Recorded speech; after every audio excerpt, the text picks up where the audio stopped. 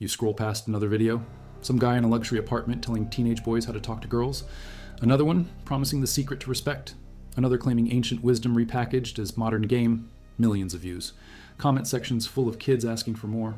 But in 1862, a priest in Turin saw exactly where this road ends. John Bosco, born 1815 in Becci, a hamlet outside Castelnuovo, ordained 1841. By 1846, he was running the oratory of St. Francis de Sales in Valdocco, a neighborhood crawling with street kids, factory workers under 15, boys sleeping in doorways. He didn't write essays about youth. He pulled them off the street. 600 boys by 1850, over 800 by 1860. He knew their names. He knew which ones stole bread and which ones just looked hungry. And on a specific night in March 1862, John Bosco had a dream that he recorded in detail the next morning. Not a metaphor. A vision he described with the precision of a police report. He saw his boys standing at a fork, one path lit and clear, the other dark but crowded with voices calling them forward. He saw which boys chose which path. He saw what waited at the end of the dark road, and he wrote down their faces. If you value documented Catholic history and prophetic warnings like this, subscribe. It's the best way to support our work. Also comment from which city you're hearing this from. This script is researched and factual, using sources from the Salesian Historical Institute archives in Rome, specifically the biographical memoirs compiled by Father Giovanni Battista Lemoyne between 1898 and 1939 from Bosco's original Dream Journals and Witness Testimonies, as well as the critical edition of Bosco's writings published by LAS Editrice in 2006. Now back to the information. Stalls in Porta Palazzo. Most were between 12 and 17. Some had parents who worked 16-hour shifts. Some had no parents. Turin in 1862 was industrial and expanding. The population had hit 204,000. Jobs existed, but childhood didn't. You worked or you starved or you stole. Bosco gave them a third option: a bed, food, literacy classes at night, trade training during the day, shoemaking, tailoring, printing, skills that could pull you out of the gutter. By March 1862, the oratory housed 830 boys. Bosco knew this number because he counted heads every night before locking the doors. He described it the next morning to Father Rua, who wrote it down. Later that week, Bosco read the account to the boys during Sunday assembly. The dream was recorded in his journal entry dated March 10th and cross-referenced in Rua's private notes, both archived in the Salesian Mother House in Turin. Bosco was specific. He saw a massive plain, no trees, no buildings, just flat ground stretching in every direction. In the center stood the boys of the oratory, all 830. He recognized faces. Giuseppe, the one who had tried to run away twice. Carlo, the quiet kid from the print shop. Antonio, who had a stutter and hid in the back during lessons. They were standing in a loose crowd, talking to each other when a figure appeared on the plain. Tall, dressed in simple clothes. The figure called the boys forward and they followed. Bosco followed too, watching from a few steps back. The figure led them to a fork in the road. Two paths, splitting off in opposite directions. But as Bosco watched, the light along that path dimmed. It didn't go dark immediately. It faded in stages, like walking into a tunnel, and there were voices coming from that path, calling, promising, offering. Bosco couldn't make out the exact words in the dream, but the tone was clear. Comfort, pleasure, shortcuts, respect without effort, power without sacrifice. Everything a teenage boy wants when he is tired and angry and confused. The figure at the fork said nothing. He simply pointed at both paths and stepped aside. The boys had to choose. The ones who reached the chapel entered through the door, and Bosco saw light inside, brighter than the glow on the path. Then the vision shifted to the right-hand group. The boys on the wide path were laughing at first. The slope was gentle, the footing was easy, but as they walked, the light continued to fade. Bosco moved closer. He could see their faces more clearly now. Giuseppe was there. Carlo, Antonio. Boys he had pulled out of jail cells and off factory floors. Boys he had taught to read. They were talking to each other, excited as the voices from ahead grew louder. They promised strength and dominance and the respect of peers. They mocked the narrow path. They mocked the chapel. They called the boys on the left path fools and slaves, and the boys on the right path listened. Bosco recorded that the figures never used religious language. They didn't attack God directly. They attacked obedience. They attacked humility. They attacked the idea that sacrifice leads anywhere worth going. One figure in particular stood out. Bosco described him as older, maybe 40, with a thick beard and expensive boots. This man was talking to a cluster of boys, maybe 20 of them, and his pitch was simple. Why listen to old men in robes? Why follow rules written 1,000 years ago? Why deny yourself when the world is full of pleasure? You are young, you are strong, take what you want. The boys nodded, they cheered, and they kept walking. The path began to narrow. The voices grew harsher. The figures that had seemed friendly started to change. Bosco didn't describe them as demons in the traditional sense. He described them as revealing their true nature. The expensive clothes looked shabby up close. The confident smiles turned to sneers. The promises became commands. Keep walking, don't look back, don't ask questions. And the light was almost gone now. The boys stumbled. Some tried to turn around, but the crowd behind them pushed forward. There was no room to reverse. Bosco saw Giuseppe try to stop. He planted his feet. He looked back toward the fork, back toward the light of the chapel path. But the crowd swept him along. Carlo grabbed Antonio's arm and tried to pull him sideways off the path, but there was nowhere to go. Just darkness on either side. The figures closed in, their voices turned to shouts. You chose this. You wanted this. You mocked the saints. You laughed at the rules. Now walk. 62, archived at the Basilica of Mary Help of Christians in Turin. Now back to the information. Bosco watched Giuseppe fall. He watched Carlo fall. He watched Antonio fall. He counted. He said he counted because he couldn't look away. Over 600 boys went over that cliff, one after another, screaming, reaching, gone. And when the last boy fell, the figures on the path turned and walked back toward the fork, laughing. Bosco woke up. He said his hands were shaking. He lit a candle and wrote down everything he remembered. Names, numbers, details. The next morning he told Father Rua, who had been sleeping in the next room. Rua asked if it was just a nightmare. Bosco said no. He said it was a warning. He said God was showing him the future, not the distant future, the near future. The boys in that dream were real boys, the oratory boys, the ones sleeping 2 floors below. And if Bosco didn't act, they would choose the wide path. That Sunday, March 14th, 1862, Bosco gathered all 830 boys in the main hall. This is recorded in the oratory logbook, which tracked attendance and events. Bosco stood on a wooden platform at the front. He told them about the dream. He didn't soften it. He didn't turn it into a metaphor. He described the fork. He described the voices. He described the cliff. He named boys, not to shame them, to warn them. Giuseppe, you were there. Carlo, you fell. Antonio, you tried to stop, but the crowd took you. The hall was silent. Some boys cried. Some stared at the floor. Bosco told them the meaning was clear. The wide path is the world. The voices are the men who promise you power without virtue. The cliff is hell, not a metaphor, the actual spiritual death that waits when you build your life on pride and lust and self-worship. The narrow path is Christ.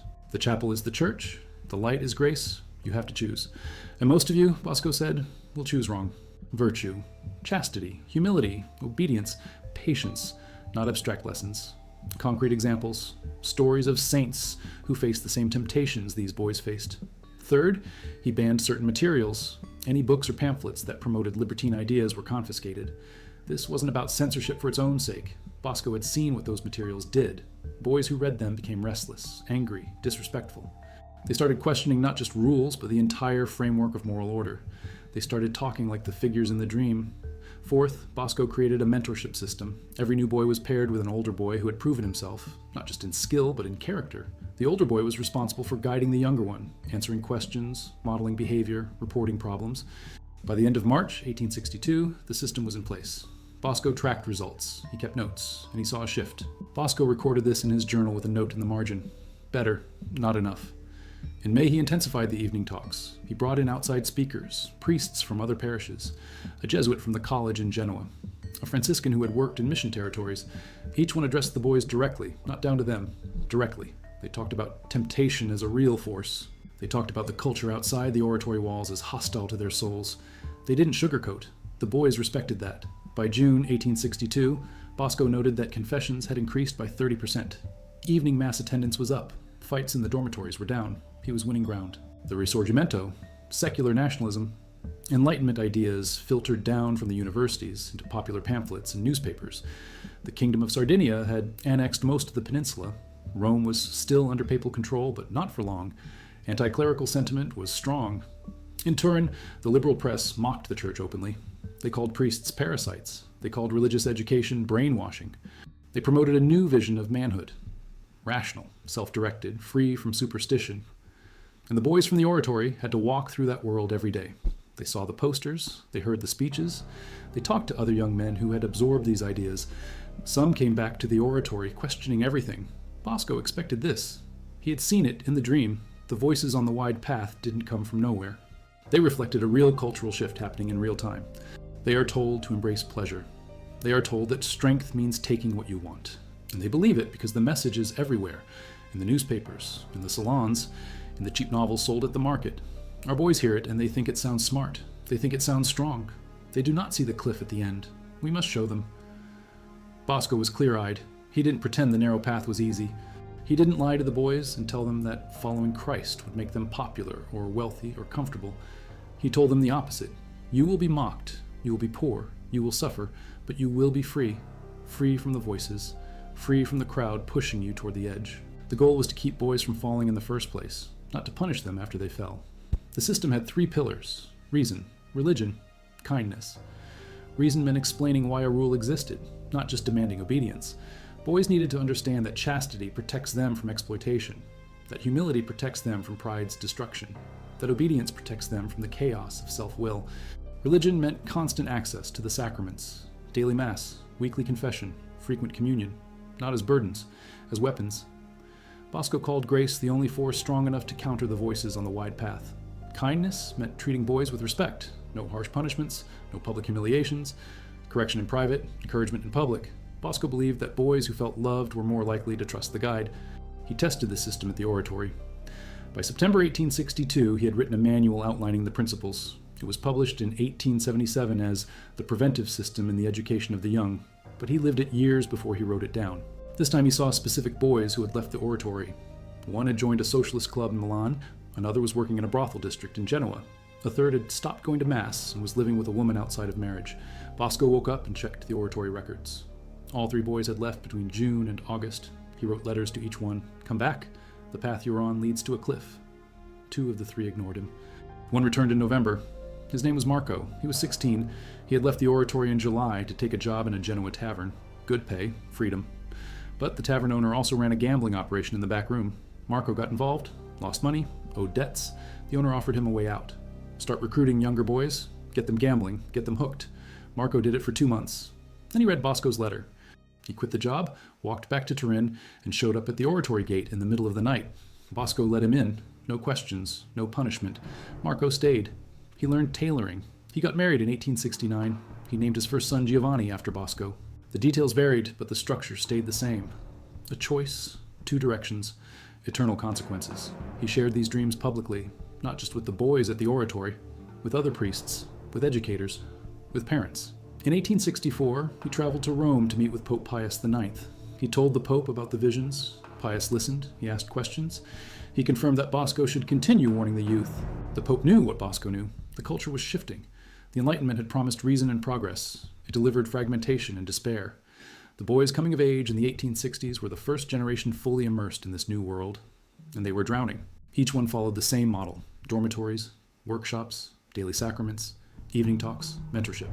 By 1875, the Salesians were educating over 4,000 boys across Italy and France.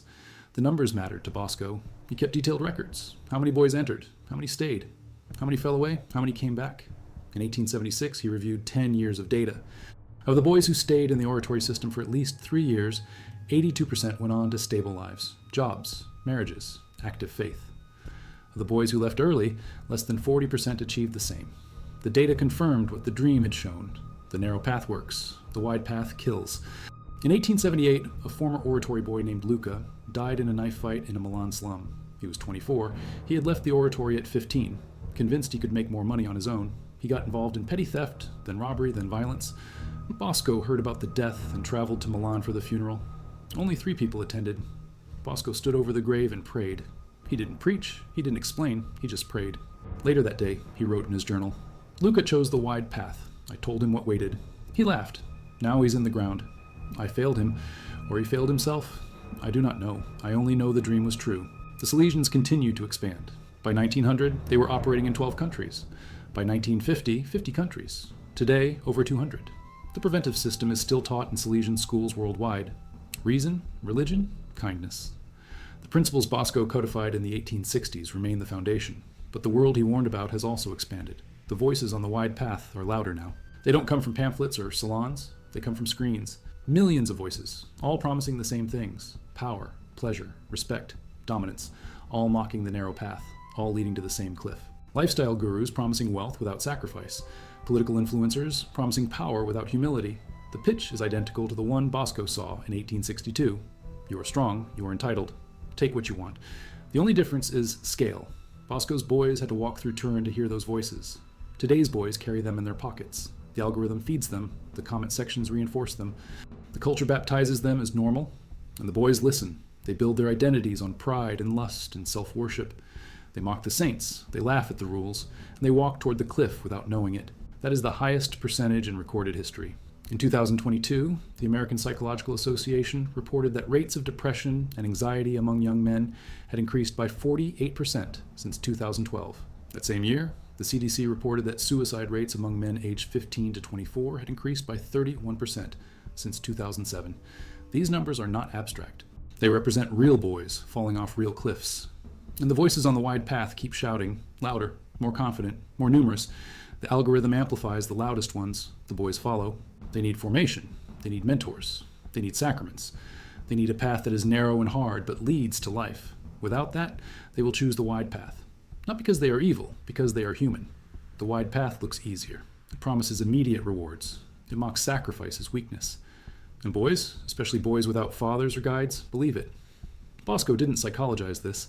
He didn't reduce it to social factors or economic conditions. He saw it as a spiritual war. The enemy is not ignorance. The enemy is a system of ideas designed to separate boys from God, and the weapon against it is not better arguments. It is grace, delivered through the sacraments, embodied in mentors, modeled in saints. A few paragraphs, but they follow a pattern. Bosco names the boy. He recalls a specific moment they shared. He reminds the boy of his potential. He warns him of the voices. He invites him back to the narrow path. And he signs the letter, "Your Father in Christ, John Bosco." The letters are stored in acid-free folders in the basement of the mother house in Turin. Researchers have digitized about 60%. The rest remain in physical form only. Each letter is a snapshot of a soul at a crossroads. Some boys responded, some did not. But every letter proves that Bosco fought for individuals, not abstractions. He knew names, he remembered faces, he tracked outcomes. And when a boy fell, Bosco grieved. When a boy returned, he celebrated. When a boy persevered, he recorded it as a victory in the war for souls. In 1883, 5 years before his death, Bosco had one final dream about the fork. He was 88, his health was failing, but the vision was clear. He saw the fork again. This time the crowd was massive, tens of thousands of boys, not just from Italy, from everywhere. They stood at the fork, and the same figure appeared, pointing at the two paths. The split was the same. A minority chose the narrow path. The majority chose the wide. But this time, Bosco saw something new. Along the narrow path, he saw lights. Small, scattered, moving.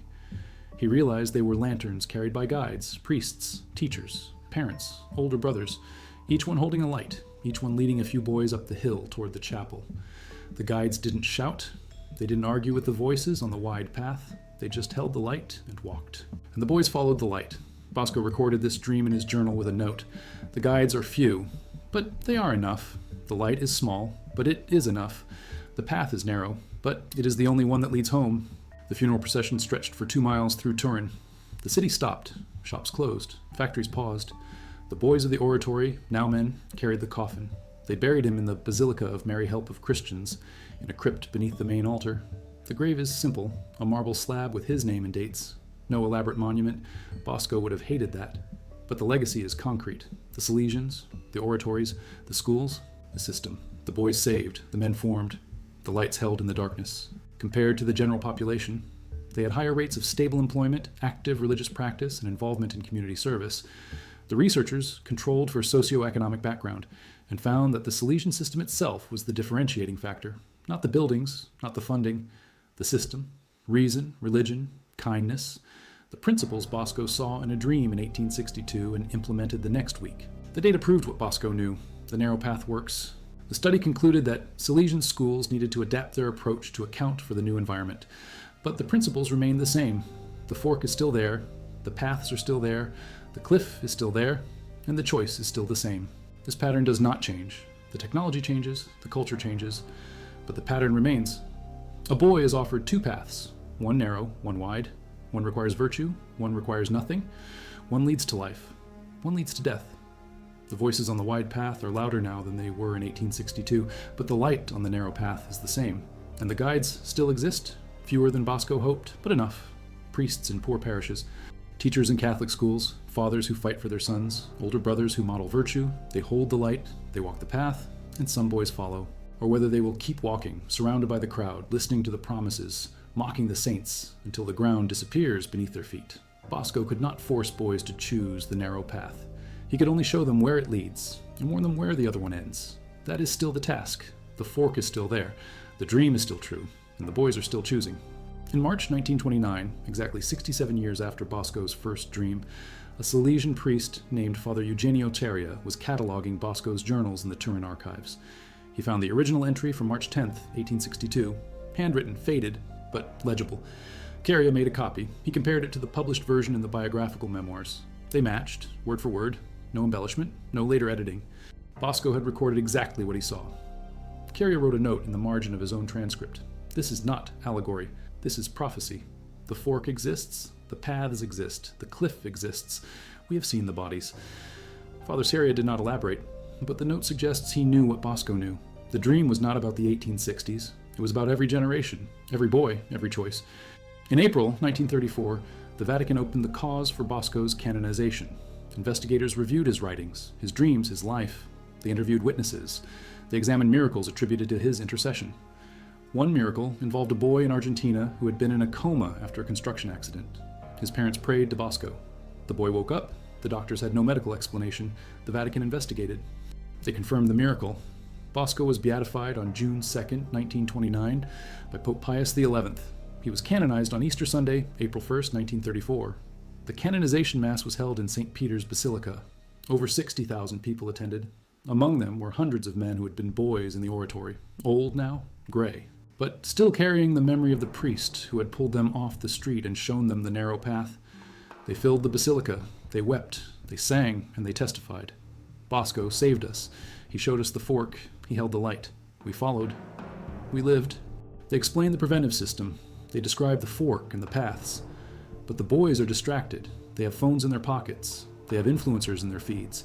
They have voices in their ears promising them everything Bosco warned against. And most of them choose the wide path. Not because they are rebellious, because the wide path is louder, brighter, more popular. It has millions of followers, verified accounts, monetization, success. And the narrow path looks empty, old-fashioned, weak, irrelevant. The boys do not see the cliff. They do not hear the warnings. They follow the crowd. And the guides, the ones holding the lanterns, are fewer every year. But they are still there, and the light is still enough. The handwriting is cramped, Bosco wrote quickly. He wanted to capture everything before he forgot. The entry for March 10, 1862 runs 4 pages. At the bottom of the 4th page, below the description of the cliff and the falling boys, Bosco added one final line. It is dated March 11th, the morning after he told the dream to the boys in the assembly hall. The line reads, "Some wept, some laughed. All will choose. I have done what I can. The rest is grace." That line is the end of the entry. Bosco never revisited the dream in writing. He lived it. He fought it. He died knowing some boys would still choose the wide path. But he held the light, and some followed. That is all a guide can do. Hold the light, walk the path, and trust that grace will do the rest. Sight. Thousands visit every year. They pray. They leave notes. They ask for intercession. The notes are collected monthly by the Salesian staff and stored in the archives. Most ask for help with a specific boy, a son, a nephew, a student, a kid in the parish. The pattern is consistent. He is lost. He listens to the wrong voices. He mocks the faith. He's walking towards something terrible. Please help him see. Please help him turn back. Please hold the light for him. The Salesians read the notes. They pray. They believe Bosco still guides, still warns, still fights for the boys. The dream did not end in 1862. It continues. The fork is still there. The boys are still choosing. And the saint who saw the cliff is still holding the light from the other side, calling them back to the narrow path that leads home.